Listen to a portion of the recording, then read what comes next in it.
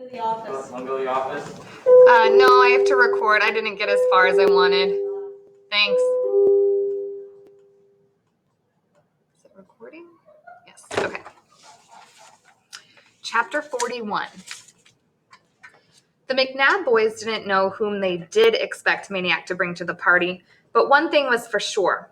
They did not expect him to come walking through the front door with a black kid. And that was only half of it.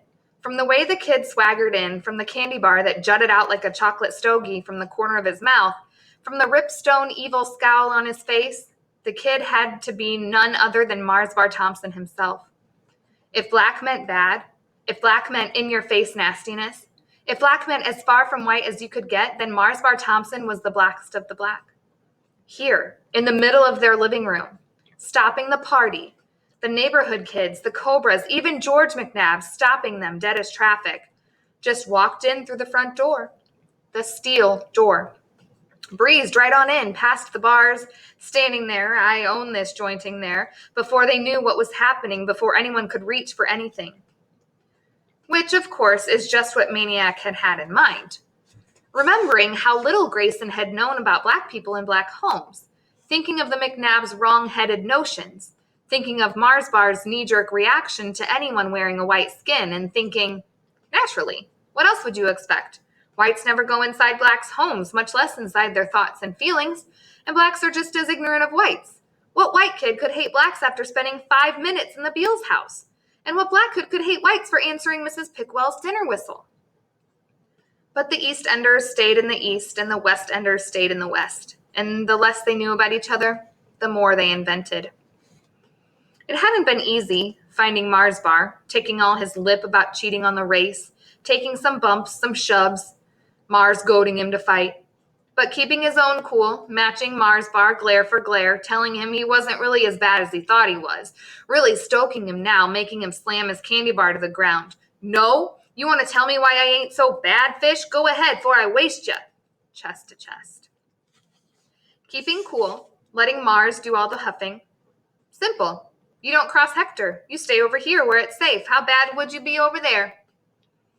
Stepping back then, folding his arms, smugging it up just enough, standing there in his white skin, gazing nonchalantly about, 6 blocks deep in the heart of the black side. Guess that makes me badder than you. They did not go straight to the McNabbs. First, they went to the Pickwells. Maniac wanted Mars Bar to see the best the West End had to offer. The little Pickwells made as much fuss over Mars Bar as over Maniac. They believed, as did all little kids in the West End, that he carried 100 Mars Bars with him at all times. Not surprisingly, Mrs. Pickwell never batted an eye when she saw who was coming to dinner. It was quite a sight, all right. 16 Pickwells plus Maniac, plus a down-and-out golf caddy, 18 so-called white faces, and Mars Bar Thompson. To his credit, Mars Bar didn't use the words fish, belly, or honky once, though on one occasion he did bend the truth a mite. When a Pickwell kid asked him if it was true about the famous race in April, did Maniac really beat him going backward? Mars Bar studied his fork for a minute and said, "Yeah, he went backward, but you got the story wrong. Wasn't me he beat, was my brother, Milky Way." The little kids couldn't understand why the grown-ups laughed for 5 minutes after that. As for Mars Bar himself, his expression never changed until the dinner was almost over, when the littlest non-baby Pickwell, Dolly, called him Mr. Bar.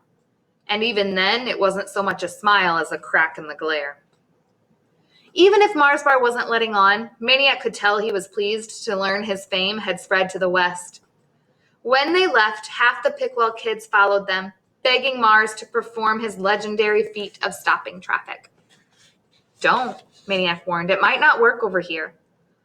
But the Pickwells persisted, and when they reached Marshall Street, Mars Bar commanded, "Stay here," and stepped into the traffic. Not only did he shamble, jive, shuck, and hip-doodle at his own sweet pace, he did something he had never done in the East End. He came to a complete and utter halt halfway across and let nothing but the evil in his eye take care of the rest. He stood like that for 1 full minute. By the time he finally moved on to the far side, so the legend goes, 23 cars, several bicycles, and a bus were stacked to a dead stop in both directions. Maniac hurried across while the Pickwells stood at the curb, cheering and waving goodbye. But no one was cheering now in Fort McNabb, and Maniac knew that despite the swagger and the scowl and the chocolate stogie, Mars Bar Thompson was one uneasy dude. Name this chapter. I like using one uneasy dude. You can pause if you need to, but I'm going to go ahead and go on to chapter 42. George McNabb was the first to speak up. He was stretched out on the only new piece of furniture in the house, a tilt-back lounge chair. Said McNabb, "What's he doing here?" The awkward silence that followed was mercifully broken by Piper tugging on Maniac's arm. "Where's my birthday present? What'd you get me?" Maniac pulled the present from his pocket. Piper exclaimed, "A watch?" "No," said Maniac, "a compass. It tells you which direction you're going." "Like to the ocean?" asked Russell. "The ocean, Mexico, anywhere in the world. Only one thing." "What's that?" Maniac took the compass from Piper's hand. "I'm keeping it till school's over. If you go every day, both of you, then you can have it back and sail around the world." "On a raft!" Piper cheered. "Is it a deal?" Piper and Russell and Maniac did a three-way high five. "It's a deal." George McNabb pulled himself up from the easy chair and shoved into the kitchen. He wore barebacked slippers over bare feet. His white ankles were dirty. He took a beer can from the fridge and headed for the steps. "Let me know when it leaves," he said, and went upstairs. Maniac could feel the voltage that surged through Mars Bar and crackled black lightning from his eyes. Quickly, he clapped his hands. "Hey, isn't this a party? Where are the games?" So they played games.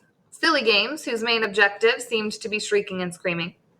Mars Bar allowed himself to be dragged into them, but his jaw was clenched and his eyes kept straying to the gaping hole in the ceiling. And to the Cobras, who were slouching against the walls and baseboards, sipping beers and watching his every move. None of them had spoken since Mars and Maniac walked in. Of course, as far as the little kids were concerned, the highlight of the whole party was not the birthday boy, Piper McNabb, but the McNabb's new pillbox. They found every excuse to stay inside it. They fought over space at the narrow gunnery slots. When Mars Bar whispered to Maniac, "What is that?" Maniac said it was a bomb shelter. Then Russell called, "Let's play Rebels! White's in the pillbox, black's outside!" A cheer went up, and a dozen kids stampeded into the pillbox. Their gabble circled the cinder block walls and popped from the gunnery slots. "I'm gonna be white! I'm white! Me too! Too many in here! We need more blacks! Not me! Not me! We ain't got enough guns! Only the ones with guns are in! The rest of you are out! You're black! Give me a gun! I had it first! Come on, you meatballs! Black's the best part! You get to charge!" "Yeah, we get to lose!" "Look, you can use beer cans for grenades! You can lob grenades!" "Then you do it!" "Well, somebody gotta be black, because we ain't playing. I'm counting. Time I hit 10, I want to see 5 of you out of here. 1. Russell counted. No one came out. Not at 9. Not at 10. Not after 10. Maniac and Mars Bar stared in silence at the gunnery slots, where wide open eyes began to appear, one pair atop another.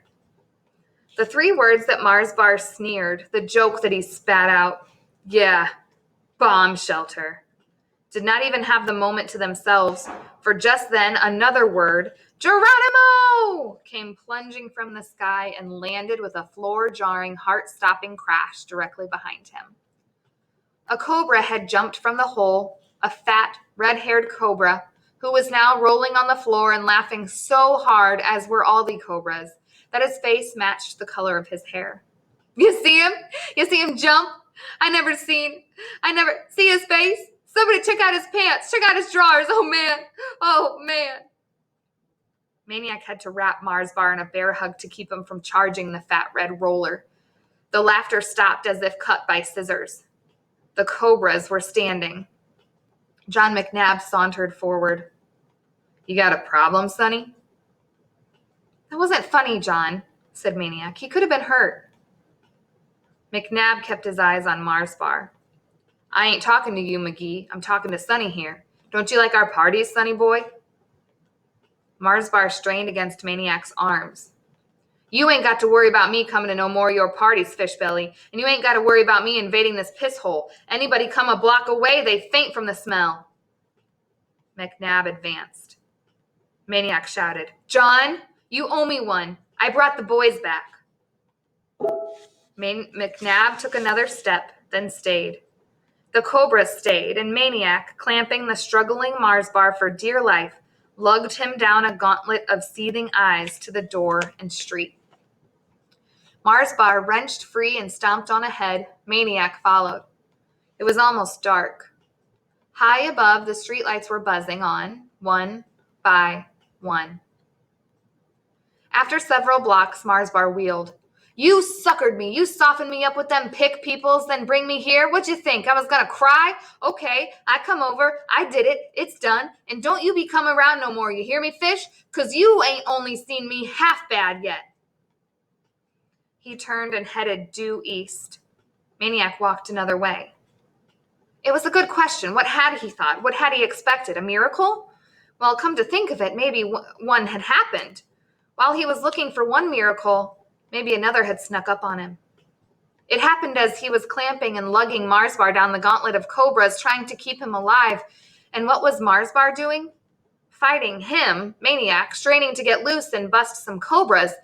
Outnumbered, outweighed, but not outhearted. That's when Maniac felt it. Pride.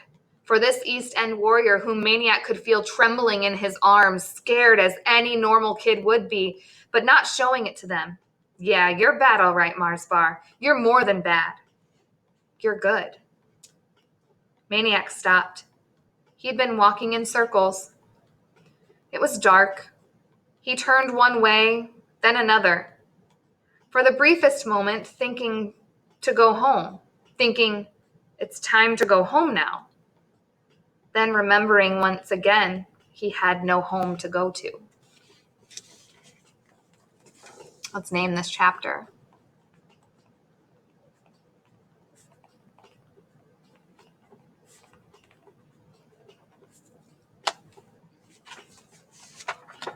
That's a hard one.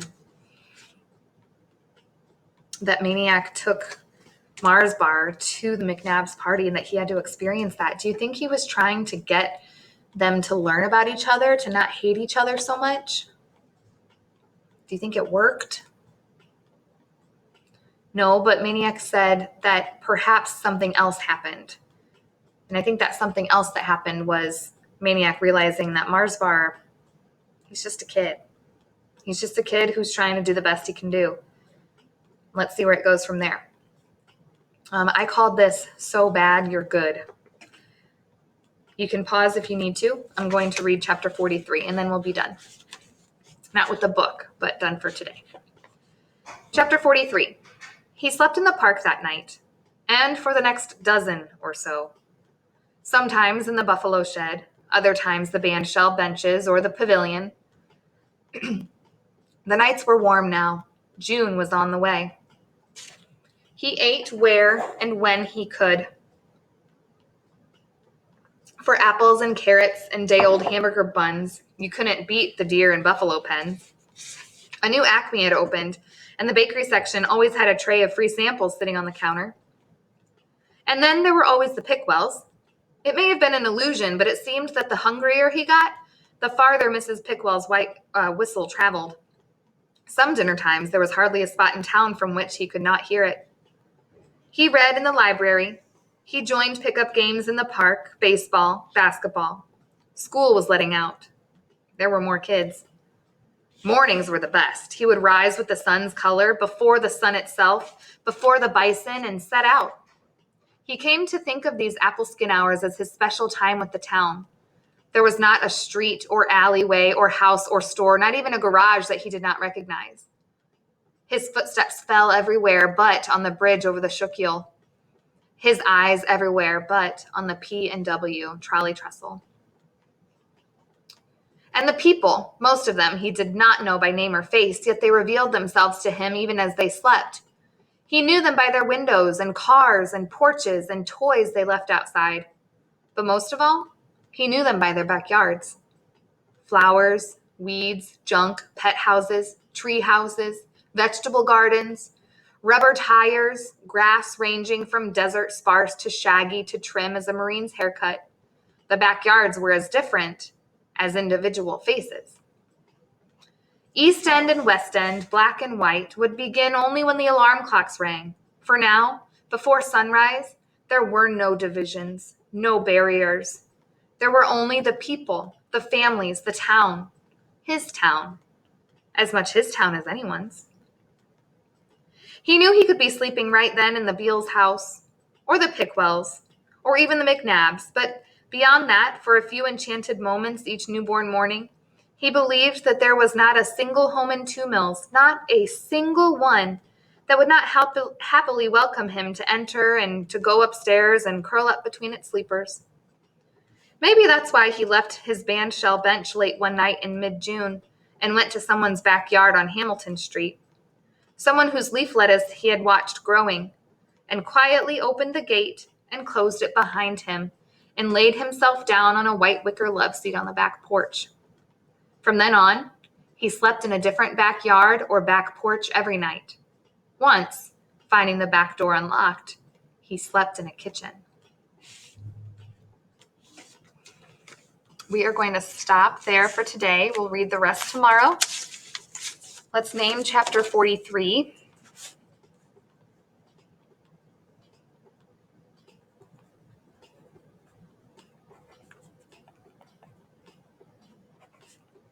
I think I'm going to name it Sleeping Anywhere. Here we see Maniac really struggling in his place in the world, or with his place in the world. He doesn't know where to go. He knows he could be at the Beals. He knows he could be at the Pickwells or the McNabs, but he doesn't feel right. He doesn't feel at home at those places. So he's just kind of sleeping anywhere. Something else that's interesting is that he called the early mornings the apple skin hours.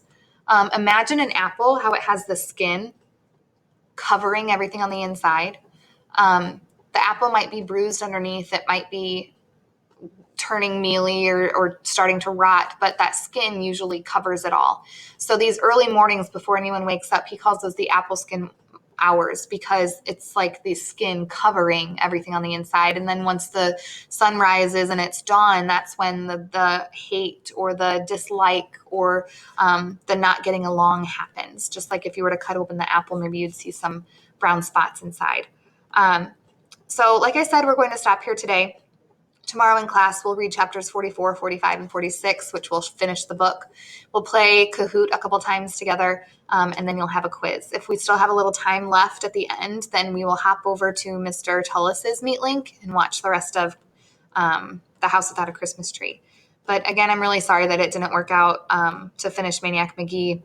We read pretty quickly as we could today. Thank you for being along there with me, and I will see you tomorrow.